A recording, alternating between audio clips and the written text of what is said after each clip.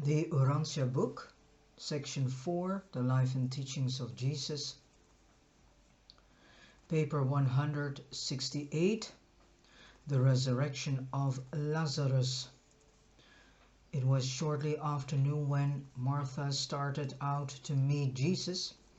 As he came over the brow of the hill near Bethany, her brother Lazarus had been dead for 4 days and had been laid away in their private tomb at the far end of the garden late on Sunday afternoon. The stone at the entrance of the tomb had been rolled in place on the morning of this day, Thursday. When Martha and Mary sent word to Jesus concerning Lazarus' illness, they were confident the Master would do something about it.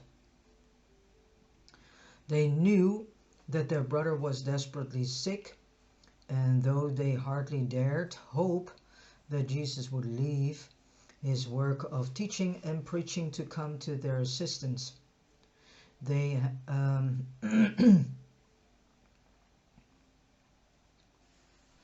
they had such confidence in his power to heal disease that they thought he would just speak the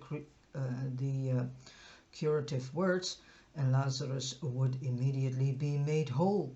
And when Lazarus died a few hours after the messenger left Bethany for Philadelphia, they reasoned that it was because the Master did not learn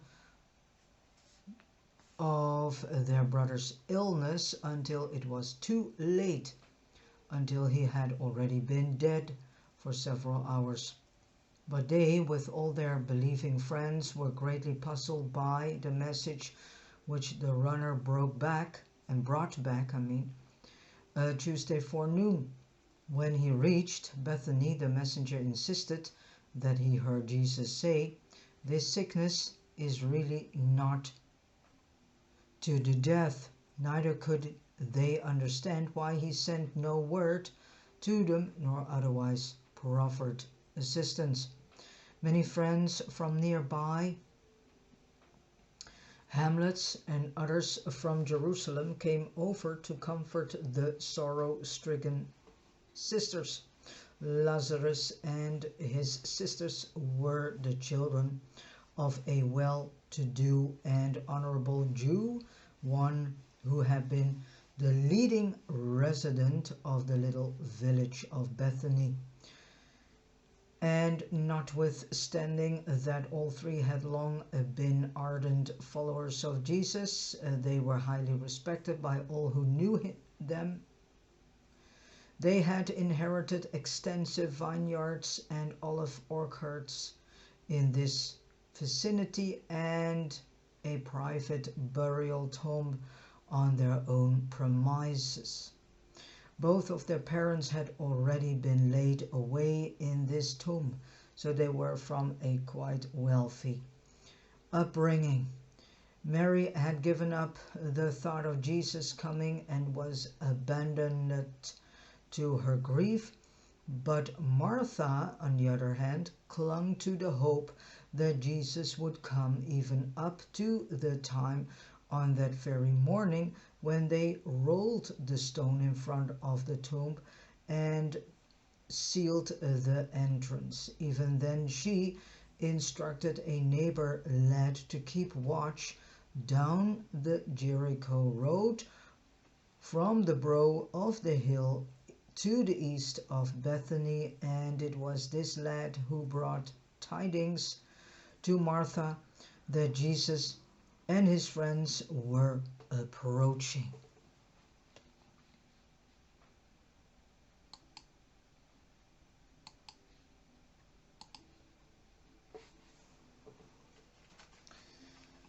When Martha met Jesus, she fell at his feet, exclaiming, "Master, if you had been here, my brother would not have died." Many fears were passing through Martha's mind. But she gave expression to no doubt, nor did she venture to criticize or question the master's conduct as related to Lazarus' death. When she had spoken, Jesus reached down and, lifting her upon her feet, said, "Only have faith, Martha, and your brother shall rise again." Then answered Martha, "I know that he will rise again in the resurrection of the last day. And even now I believe that whatever you shall ask of God our Father will give you." Then said Jesus, looking straight into the eyes of Martha, "I am the resurrection and the life." So she also did not realize that God was in Jesus, and thus, God can resurrect himself. And God is the life, God is the path, God is the truth, and God is the way to everlasting life.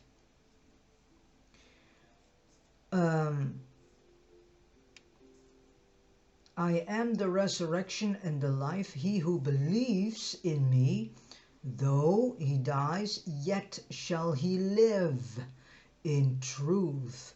Whosoever lives and believes in me, so in God, shall never really die. Martha, do you believe this? And Martha answered the Master and said, "Yes, I have long believed that you are the deliverer. God is our deliverer." We need to see it from a different perspective. Everything that Jesus did was not he. It was God the Father himself who worked through him, as God the Father also works through each one of us, because each one of us has this thought adjuster, and so the God the Father fragment in us. So it is God actually who was teaching about the brotherhood of man. It was God himself who was teaching us about his plan and about paradise. So we need to see it from a completely different perspective.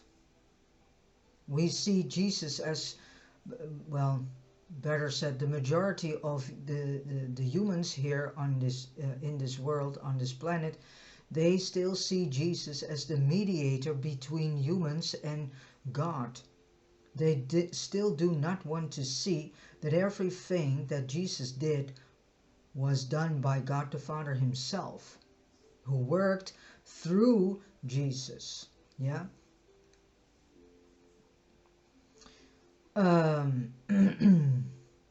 So Martha says that he is the deliverer, the Son of the living God.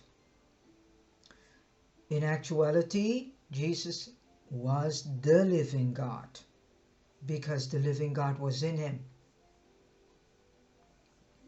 Even he who should come to this world. And the same with us. We are living and moving in and through the one true, eternally righteous, sovereign, and living God the Father himself, who lives in us, who works in us, who moves itself in and through us. Jesus, having inquired for Mary, Martha went at once into the house and, whispering to her sister, said, "The Master is here and has asked for you." And when Mary heard this, she rose up quickly and hastened out to meet Jesus, who still tarried at the place some distance from the house where Martha had first met him. The friends who were with Mary, seeking to comfort her, when they saw that she rose up quickly and went out, followed her, supposing that she was going to the tomb to weep. Many of those present were Jesus' bitter enemies.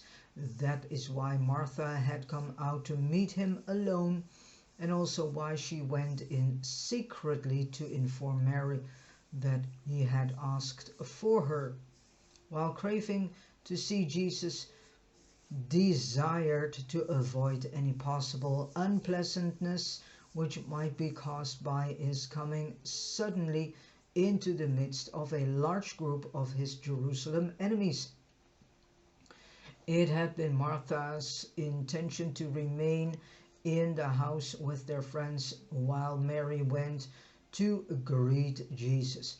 But in this she failed, for they all followed Mary and so found themselves unexpectedly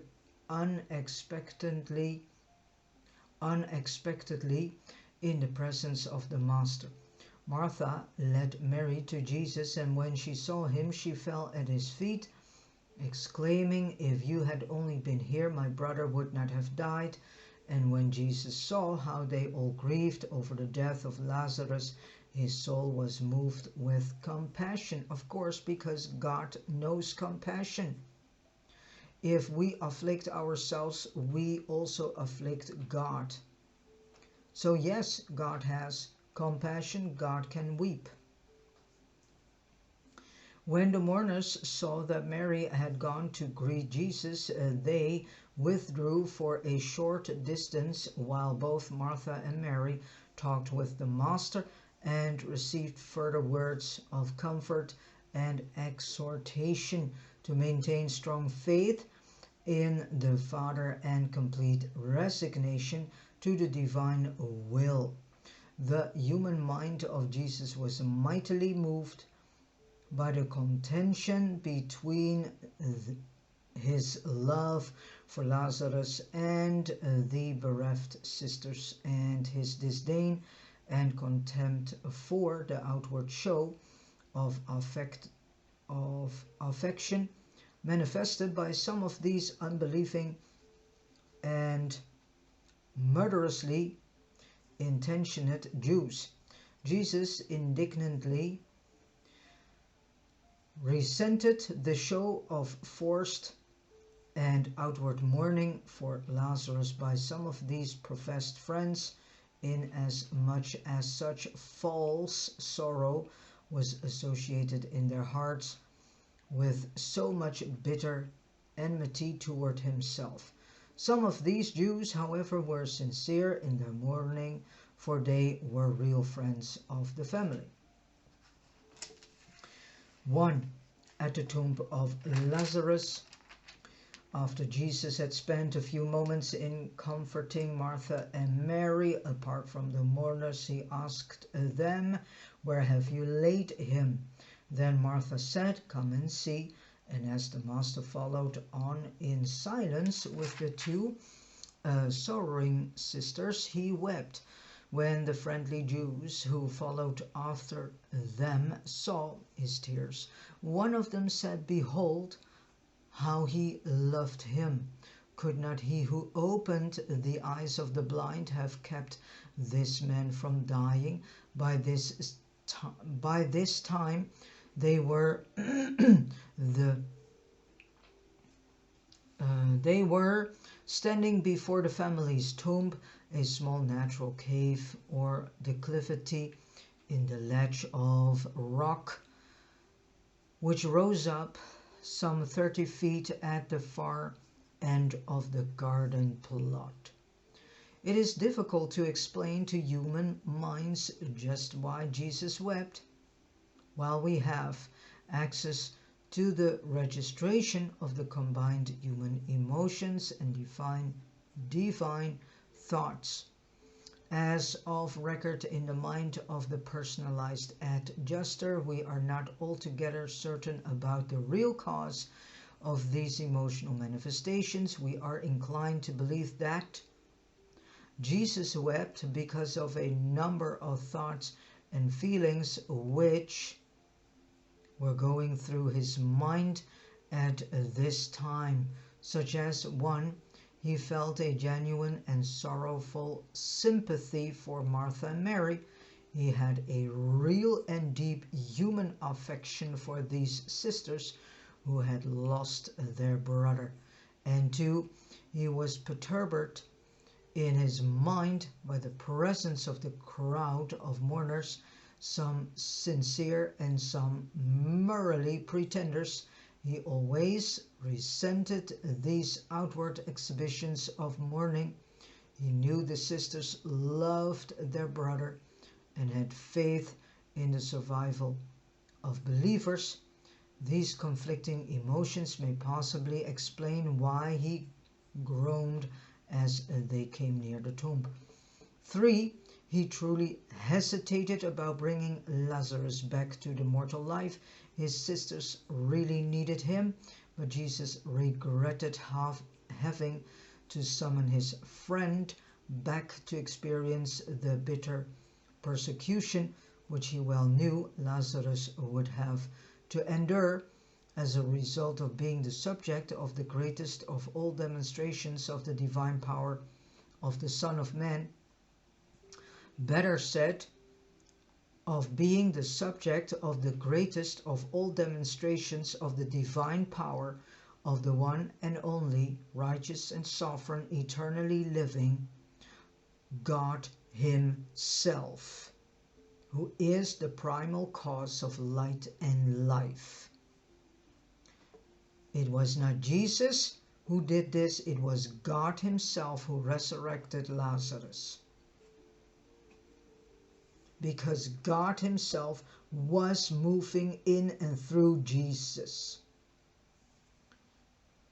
Due to the thought adjuster, again, that is the bestowed piece of God the Father Himself. That is a fragment of God the Father Himself. We all are a spark of the one true, eternally living and righteous and sovereign primal cause of light and life. We all are a spark of this source. And through us, this source is experiencing life on so many different levels. That is why we are made in a specific way, and each one of us has a specific set of tools. You do the things in life that are in actuality also in alignment with the skill and tool set that God has given you, of which He knows that you are able to use, and through this are able to fulfill a piece of God's dream. And what is God's dream? God's dream is first and foremost to bring all life back into the position, status, so to speak, of light and life. Not only humans, also celestials, planets, worlds, constellations, systems, every single thing He wants to bring back into life, into light and life. That is His main dream. And His main dream is built up in several layers. Layer 1 is making sure that each and every planet, constellation, system, world where life is possible, where humans live, that these human beings, these mortals, ascending mortals if they choose to go further and go walk the path that leads them to paradise, central universe, and thus into light and life. All human races in each and every world, system, constellation, planet, all these human races needs to become a one spiritual brotherhood built on the fundament of God the Father. If the human races in each world, in each system, in each constellation is doing this, then this constellation, world, planet, system is then being brought into light and life. Another layer of this dream is that God has given us the opportunity to choose for ascension. And do not confuse the word ascension with the rosy-colored definition of the New Age, because how they see ascension, that is not really correct. So God has given us the opportunity because we have free will. He has given us free will because God himself is a spirit being of free will. So he has given us free will to choose if we want to walk the long road that leads us into paradise, into central universe, and at the same time back into light and life. So that is God's dream, that he is building for uncountable millions, if not billions of years now. So that is what God is intending to do. And so these so-called miracles and wonders that supposedly Jesus had done, that was not done by Jesus. God has resurrected Lazarus. Yeah, it was the power of God that went through Jesus, the man Jesus. And through the man Jesus, God could be able to resurrect this man Lazarus. So the sentence should have been, as a result of being the subject of the greatest of all demonstrations of the divine power of the one true living God, working through the person, human, Jesus of Nazareth, who is the Paradise Creator's Son,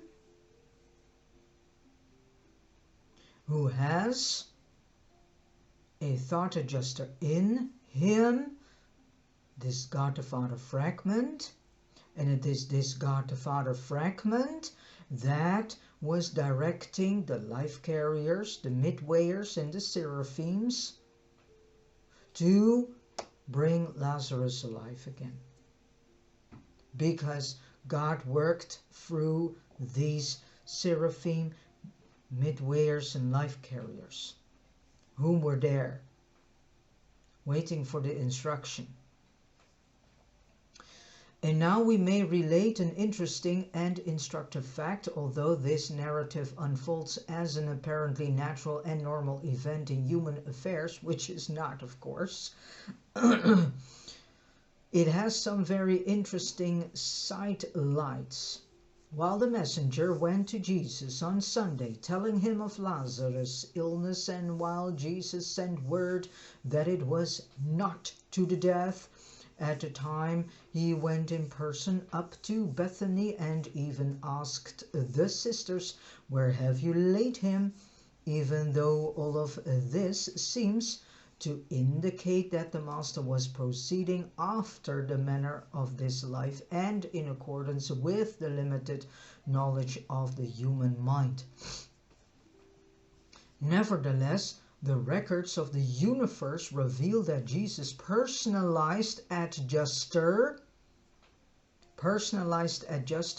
means at the time that Jesus got baptized, Jesus has the adjuster of Makiventa Melchizedek in him. So the voice that is spoken of which people think that was God the Father, was in actuality the eternal Son speaking to his Son on earth, Michael. Yeah, so the eternal Son was speaking to his Paradise Creator Son Michael, who was living at that moment on earth as Joshua ben Joseph, who after the baptization got the name Jesus of Nazareth, because after the baptization the thought adjuster became, during the baptization the thought adjuster became personalized, went first out, then came back into Jesus again and was personalized. A thought adjuster, a God-Father fragment, is not having any personality until it gets fused with the Morontius soul. And this has happened when Jesus got baptized. His Morontius soul, his soul was being fused with the thought adjuster, and so the thought adjuster became personalized. Personalized with the personality of Jesus of Nazareth. And the voice that was heard by Jesus and by two of the friends, these were I think the brothers James and John Zebedee, they were with him at that moment. Jesus and John could hear this voice, the voice that was in actuality the eternal Son, the second source and center of the Trinity, that spoke to Jesus, saying, "Here is this is my Son in whom I have my delight in whom I delight, in whom I delight." Who's the I? That is the eternal Son, the second source and center. All the three sources and centers of the Trinity has bestowed themselves. God the Father through the thought adjuster, the God the Father fragment in us, then the eternal Son, which is God the Son, the second source and center of the Trinity, has bestowed itself through the Paradise Creator Son, which is the result of the combining forces between God the Father and the eternal Son that comes forth out of God the Father. In togetherness, they have created the Paradise Creator Sons, several orders, which is the Adam order and the Michael order,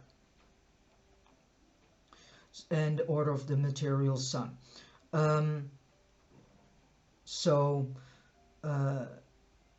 In whom I am well pleased and delighted. That was the sentence, I think it was. So that was the voice of the second source and center known as the eternal Son, who is the father of Michael. And yes, so then he can say, yeah, and because Jesus is saying, if you look at me, you see the Father. Yeah, you see the eternal Son, who is a spitting image of God himself. So Jesus, personalized adjuster, issued orders for the indefinite detention of Lazarus. So the seraphims, life carriers and midwayers, were waiting for instructions directly coming from the thought adjuster in Jesus, and thus directly coming from the one true living God himself.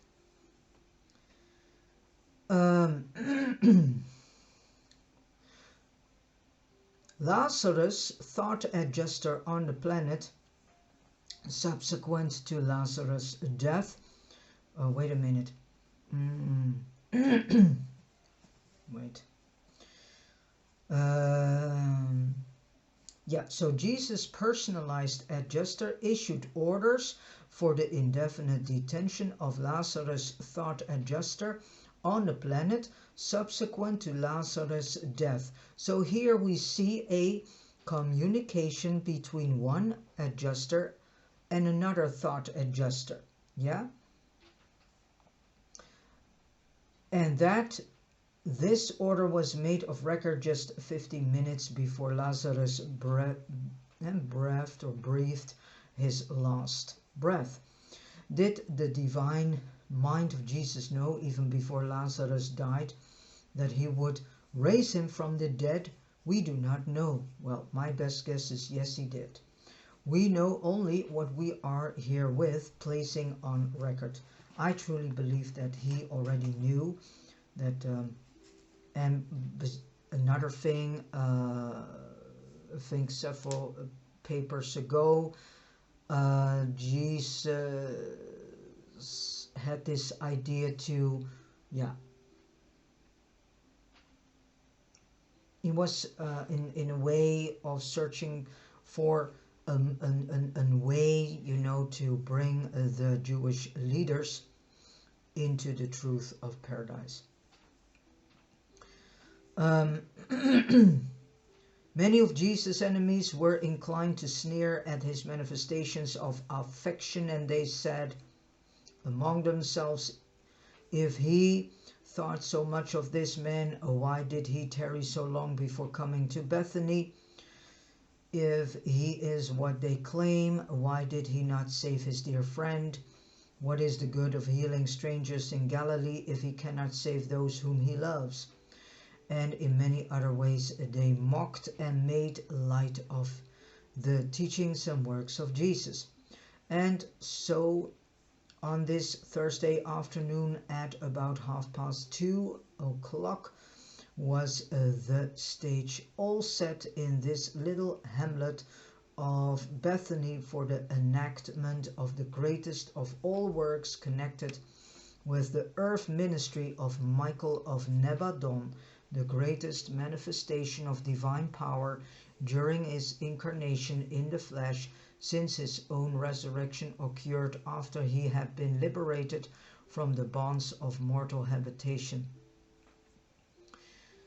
The small group assembled before Lazarus' tomb little realized the presence near at hand of a vast concourse of all orders of celestial beings assembled under the leadership of Gabriel.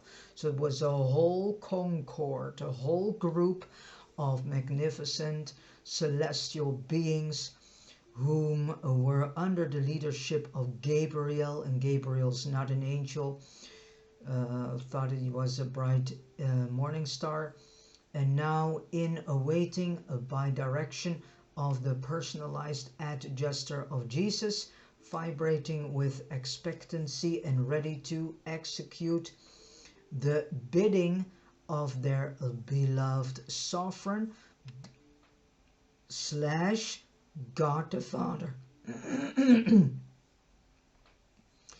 To do the bidding of God the Father. Because they knew that this act, this order came from God himself. When Jesus spoke those words of command, "Take away the stone," the assembled celestial hosts made ready to enact the drama of the resurrection of Lazarus in the likeness of his mortal flesh. Such a form of resurrection involves difficulties of execution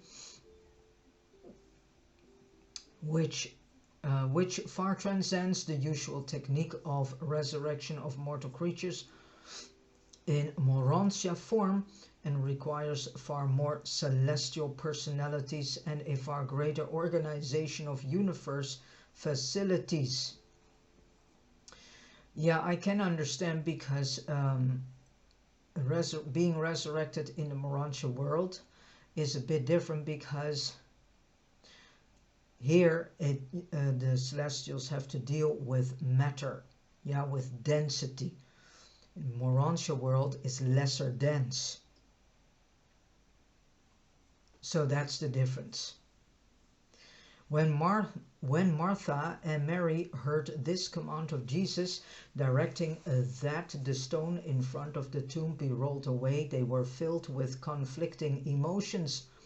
Mary hoped that Lazarus was to be raised from the dead, but Martha, while to some extent sharing her sister's faith, was more exercised by the fear that Lazarus would not be presentable in his appearance to Jesus.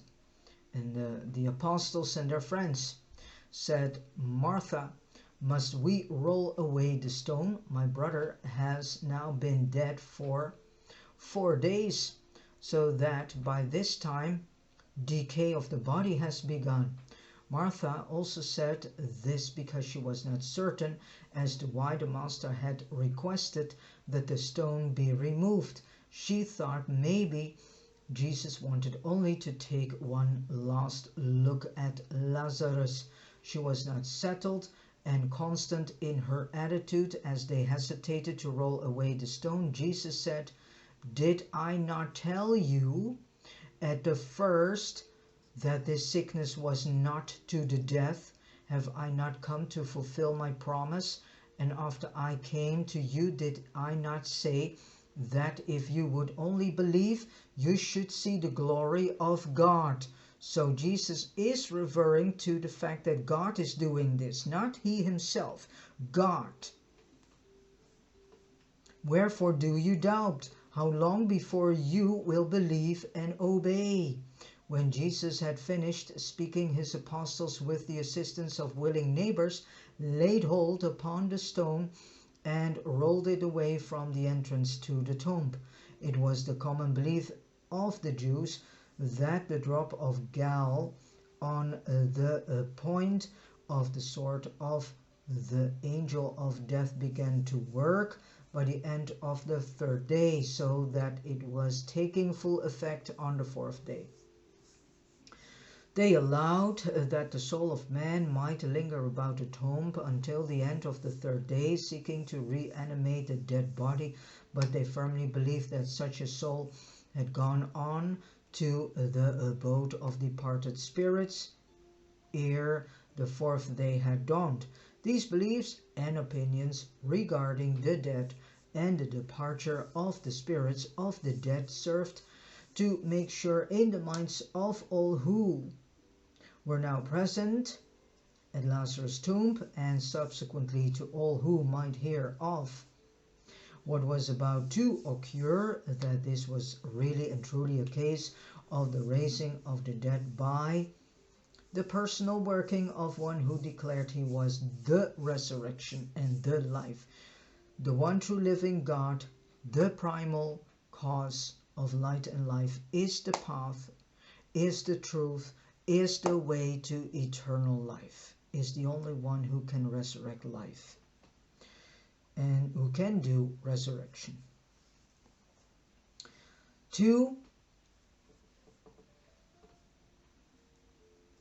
As a matter of fact, on Pentecost, it's said that on Pentecost the Spirit of truth has been poured out over the flesh, and that this Spirit is actually the Spirit of Michael.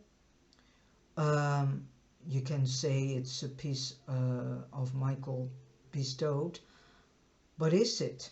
Is the Spirit of truth really the Spirit of Michael? In actuality, if you go back and deeper, then you can say the Spirit of truth is the Spirit of God himself, because each and every one of us, again, is a part of God, from celestials to mortals. To the resurrection of Lazarus, as this company of some 45 mortals stood before the tomb, they could dimly see the form of Lazarus wrapped in linen bandages, resting on the right lower niche of the burial cave. While these earth creatures stood there in almost breathless silence, a vast host of celestial beings had swung into their places, preparatory to answering the signal for action when it should be given by Gabriel, their commander.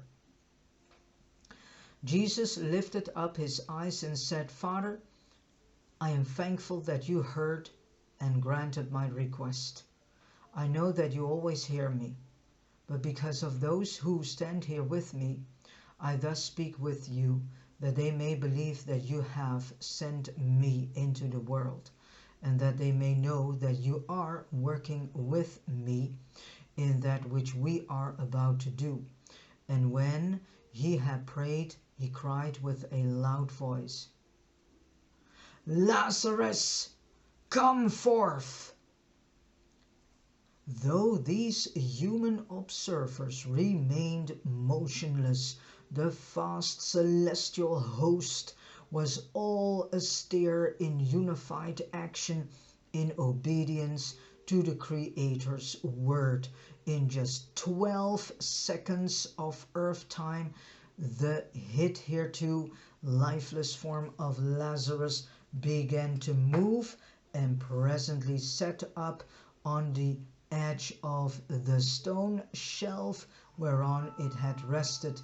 His body was bound about with grave cloths, and his face was covered with a napkin. And as he stood up before them alive, Jesus said, "Loose him and let him go." All save the apostles with Martha and Mary fled to the house. They were pale with fright and overcome with astonishment, while some tarried, many hastened to their homes. Lazarus greeted Jesus and the apostles and asked the meaning of the grave clothes and why he had awakened in the garden. Jesus and the apostles drew to one side while Martha told Lazarus of his death, burial, and resurrection. She had to explain to him that he had died on Sunday and was now brought back to life on Thursday, inasmuch as he had no consciousness of time since falling asleep in death. As Lazarus came out of the tomb, the personalized adjuster of Jesus, now chief of his kind in this local universe, gave command to the former adjuster of Lazarus, now in waiting, to resume abode in the mind and soul of the resurrected man.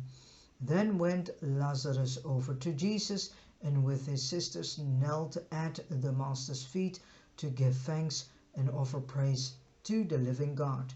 Jesus, taking Lazarus by the hand, lifted him up, saying, "My son, what has happened to you will also be experienced by all who believe this gospel, except that they shall be resurrected in a more glorious form. You shall be a living witness of the truth which I spoke. I am the resurrection and the life." But let us all now go into the house and partake of nourishment for these physical bodies. As they walked toward the house, Gabriel dismissed the extra groups of the assembled heavenly hosts, while he made record of the first instance on Urantia and the last, where a mortal creature had been resurrected in the likeness of the physical body of death. Lazarus could hardly comprehend what had occurred. He knew he had been very sick, but he could recall only that he had fallen asleep and been awakened. He was never able to tell anything about these 4 days in the tomb because he was wholly unconscious. Time is non-existent to those who sleep, the sleep of death. Though many believed in Jesus as a result of this mighty work, others only hardened their hearts the more to reject him. By noon the next day, this story had of course spread all over Jerusalem. Scores of men and women went to Bethany to look upon Lazarus and talk with him. And the alarmed and disconcerted Pharisees hastily called a meeting of the Sanhedrin that they might determine what should be done about these new developments. 3. Meeting of the Sanhedrin. Even though the testimony of this man raised from the dead did much to consolidate the faith of the mass of believers in the gospel of the kingdom, it had little or no influence on the attitude of the religious leaders and rulers at Jerusalem, except to hasten their decision to destroy Jesus and stop his work.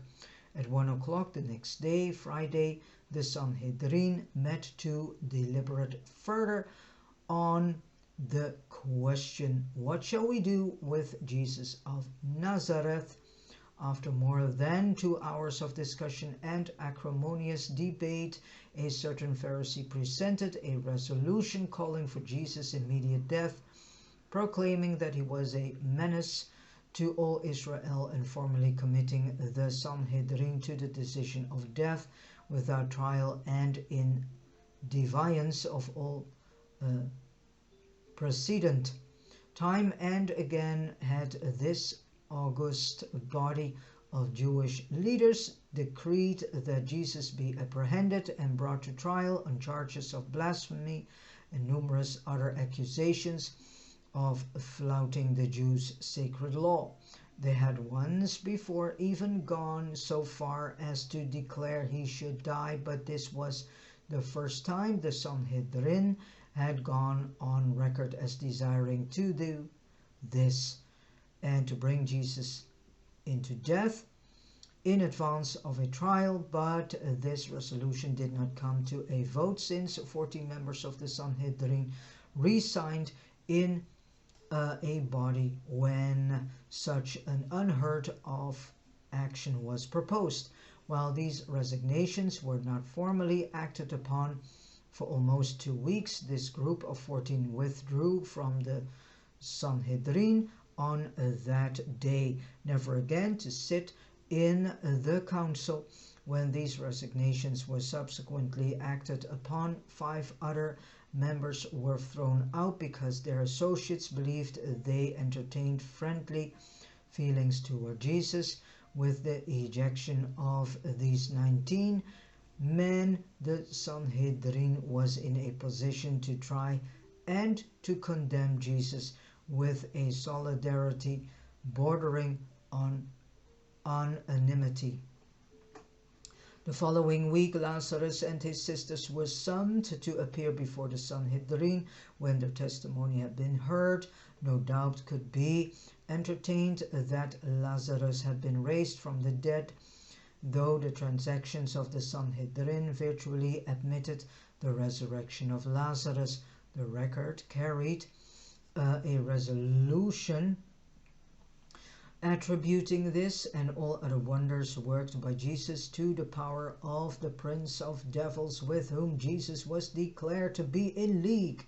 No matter what the source of his wonder-working power, these Jewish leaders were persuaded that if he were not immediately stopped very soon, all the common people would believe in him, and further that serious complications with the Roman authorities would arise, since so many of his believers regarded him as the Messiah, Israel's deliverer. So here we can see that the 19 Sanhedrin members were in actuality so afraid for their own status, for seeing their own powers collapsing, and thus seeing to collapse their control mechanism that they had on the people. We can see that these 19 members of the Sanhedrin themselves were utterly traumatized people, very in deep fear about their own safety, and so they had fear for Jesus because of the fact that they were afraid to lose again their status and power. And what we read here is in actuality still happening unto the day of today. The entire political system worldwide is being run by people whom are extremely traumatized, whom are acting out their traumas upon the rest of us, whom try to see in the rest of us the enemy. Yeah, so there is this movie which is called The Enemy of the State. Well, whom is the state? The state is a group of tremendously traumatized people whom have declared themselves as leaders of their country, prime minister, president, whatever, And in actuality, these people have been highly traumatized. They misuse their power against their fellow brothers and sisters, whom they have come to see as their enemy. So this is what the movie Enemy of the State is all about. And these people are also known as the oligarch families. And each person that is and has a interwoven connection with these oligarch families. Nobility, aristocracy, and so on. Yeah? So that is also to see in the Brussels government, the government, yeah, the European government located, stationed in Brussels. This European government is being led by tremendously traumatized people whom are actually so insecure in themselves, and they have created a type of ideology and idealism that is in no way, shape or form real. It's all based on fantasy, based on the fantasy of how they can have a safe world to live in, because for them the world is being seen as dangerous. They see their fellow brothers and sisters as the enemy, as a parasite, as this tick, and that is trying to take them over and to rob them from their wealth and power and blah blah blah. But in actuality, it is they themselves who has this deeply rooted belief in them. And it is this deeply rooted belief that is driving them. That is the motor behind their fantasy idealisms. It was at this time, it was at this same meeting of the Sanhedrin that Caiaphas, the high priest, first gave expression to that old Jewish adage, which he so many times repeated: it is better that one man die than that the community perish. Although Jesus had received warning of the doings of the Sanhedrin on this dark Friday afternoon, he was not in the least perturbed and continued resting over the Sabbath with friends in Bethpage, a hamlet near Bethany. Early Sunday morning, Jesus and the apostles assembled by pre-arrangement at the home of Lazarus, and taking leave of the Bethany family, they started on their journey back to Pella encampment. And for the answer to prayer, on the way from Bethany to Pella, the apostles asked Jesus many questions, all of which the Master freely answered, except those involving the details of the resurrection of the dead. Such problems were beyond the comprehension capacity of his apostles. Therefore did the Master decline to discuss these questions with them. Of course, because you cannot explain this. There's that is a level of understanding you need to have, which you only can have if you have traveled already so far on your journey of ascension that you yourself have come into higher levels of cosmic understanding, and then you can understand how this has happened.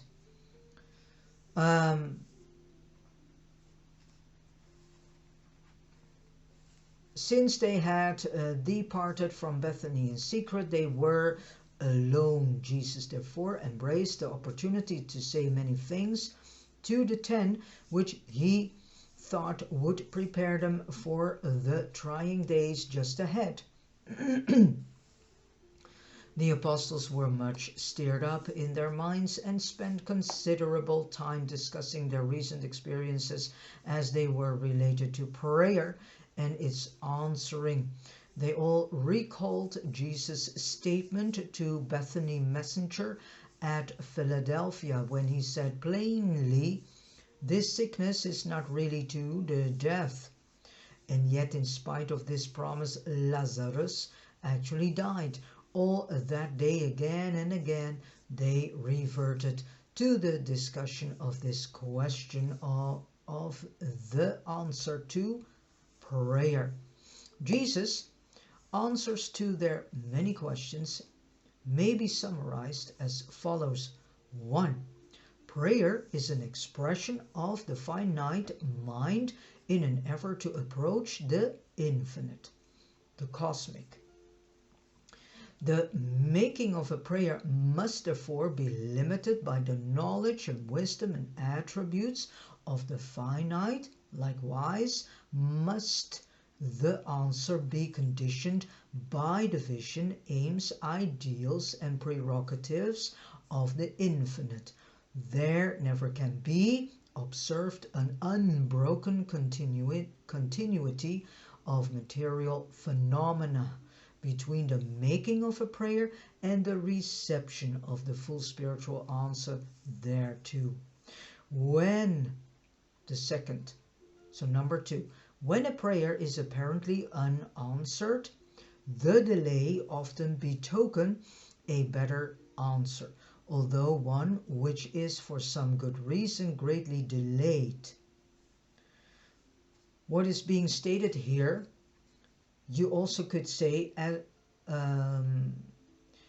if you are not yet there in your soul development and mindal development to understand the answer that God gives to you on a prayer you did,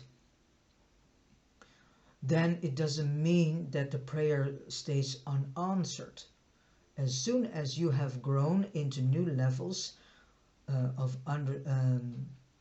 better said, as soon as you have grown as soul, as soon as your soul have grown into new levels of understanding the cosmic life itself, and the same for the mind, then the answer comes, and then it makes sense for you, and then you understand.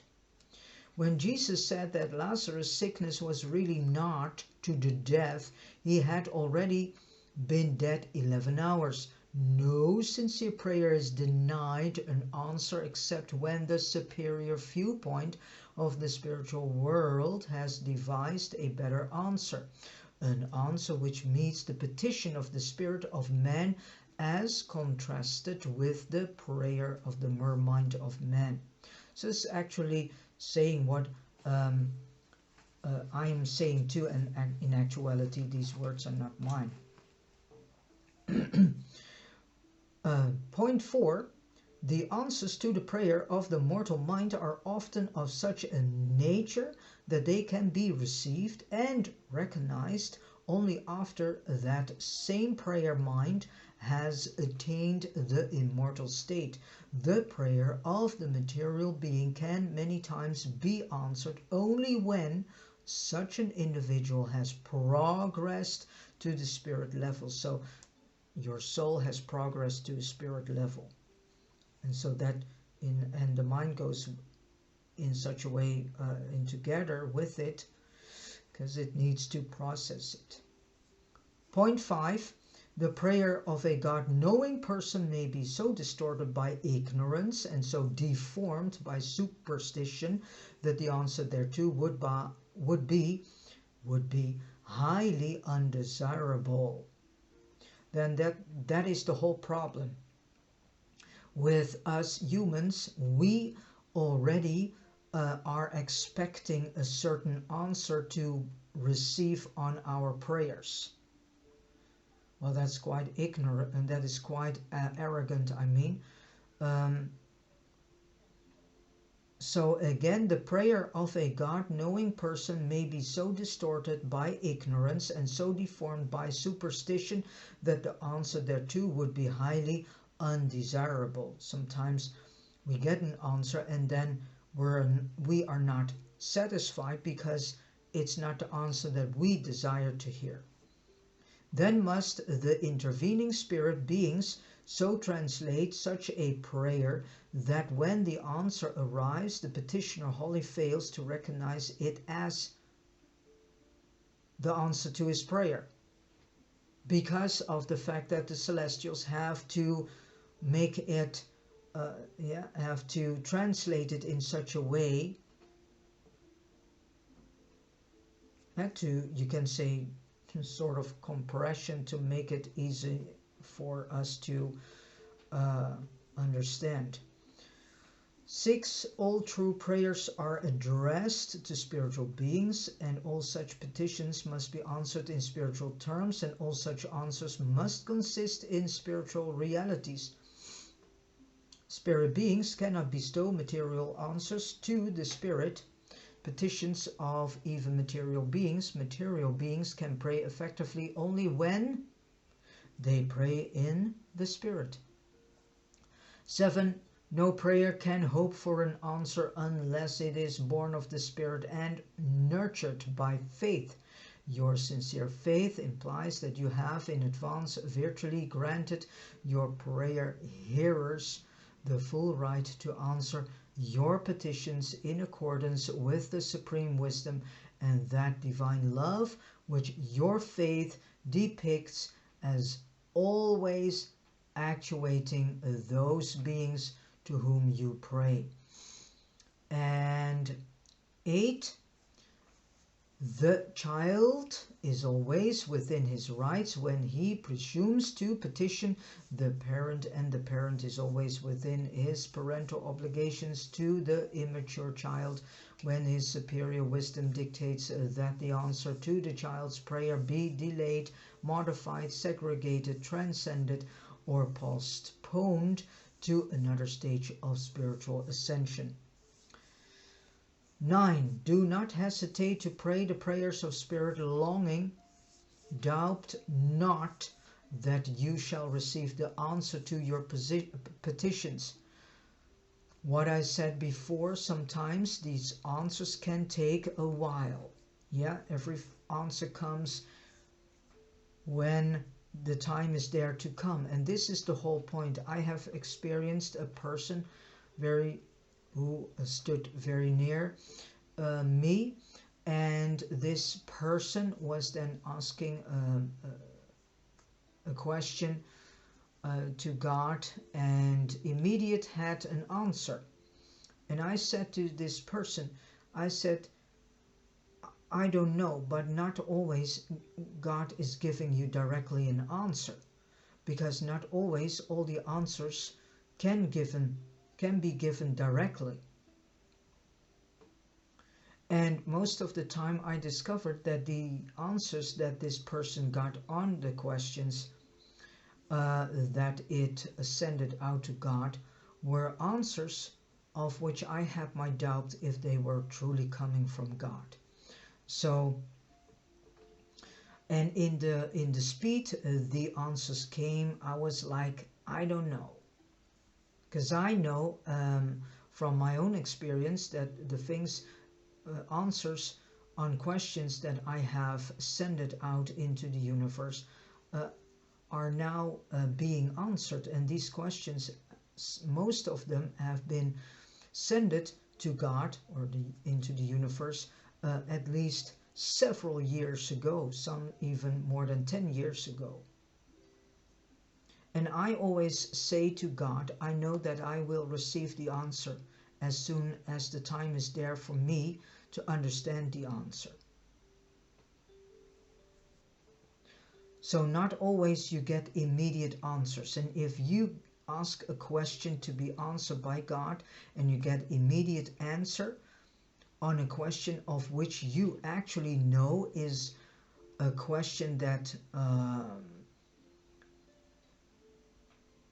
should have an in-depth answer, and you get an immediate answer, and that answer is actually, in actuality, not really an in-depth answer that is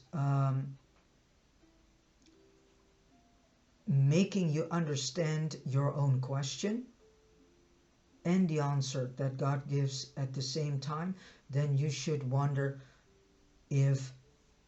and then you should, better said, ask yourself the question, who now is giving me the answer?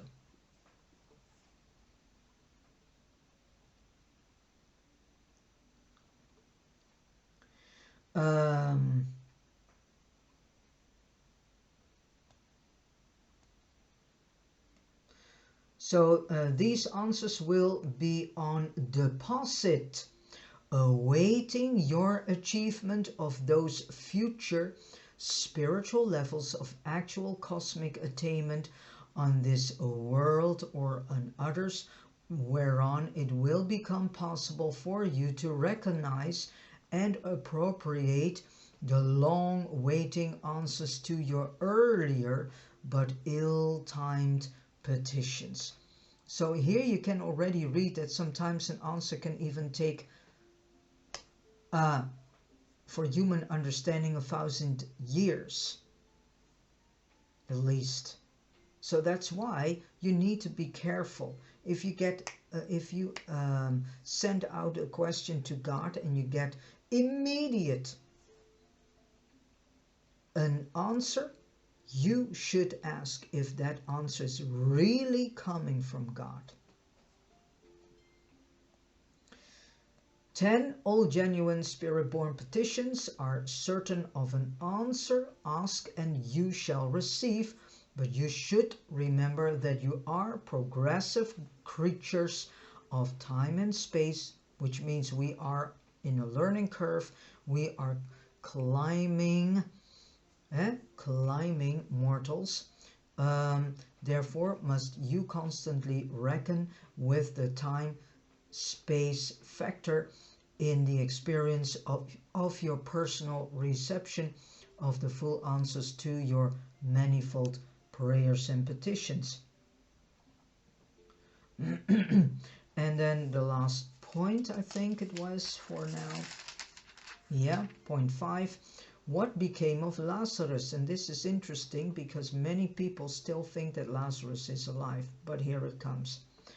Lazarus remained at the Bethany home, being the center of great interest to many sincere believers and to numerous curious individuals until the days of the crucifixion of Jesus, when he received warning that the Sanhedrin had also decreed for his death. The rulers of the Jews were determined to put a stop to the further spread of the teachings of Jesus, and they well judged that it would also be useless to put Jesus to death if they permitted Lazarus, who represented the very peak of his wonder-working, to live and bear testimony to the fact that Jesus had raised him from the dead. Already had Lazarus suffered bitter persecution from them.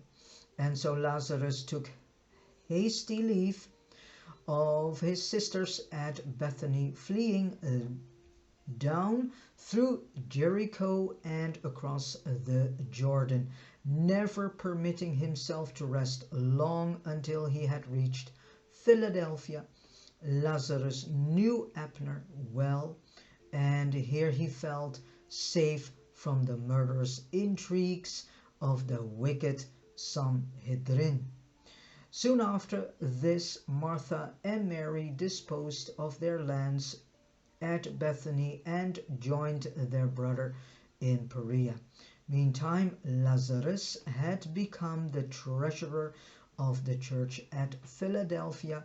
He became a strong supporter of Abner in his controversy with Paul and the Jerusalem church that was being led by the fleshly brother of Jesus. James, and ultimately, here it comes, died when he was 67 years old of the same sickness that carried him off when he was a younger man at Bethany. So, to all believers, you now have the answer. Lazarus is no more. He is dead, better said. He is now walking through the mentioned worlds and is proceeding his ascension career. With this said, I have come to the end of reading paper 168. I thank you so much for listening to this audio video, and God bless you.